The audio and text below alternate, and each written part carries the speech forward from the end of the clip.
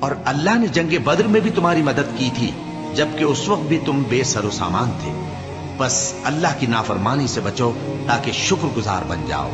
جب تم مومنوں سے یہ کہہ کر ان کے دل بڑھا رہے تھے کہ کیا تم کو یہ کافی نہیں کہ تمہارا پروردگار 3000 فرشتے نازل کر کے تمہیں مدد دے؟ ہاں کیوں نہیں.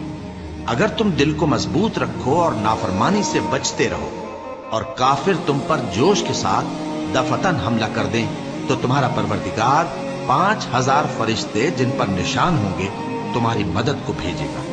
اور اس مدد کو تو اللہ نے تمہارے لیے ذریعہ بشارت بنایا، یعنی اس لیے کہ تمہارے دلوں کو اس سے اطمینان حاصل ہو، ورنہ مدد تو اللہ ہی کی طرف سے ہوتی ہے جو غالب ہے، حکمت والا ہے.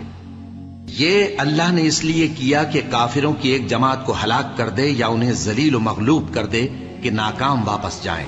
اے پیغمبر، اس کام میں تمہارا کچھ اختیار نہیں. اب 2 صورتیں ہیں، یا اللہ ان کے حال پر مہربانی کرے یا انہیں عذاب دے کہ یہ ظالم لوگ ہیں. اور جو کچھ آسمانوں میں ہے اور جو کچھ زمین میں ہے سب اللہ ہی کا ہے. وہ جسے چاہے بخش دے اور جسے چاہے عذاب کرے، اور اللہ بخشنے والا مہربان ہے.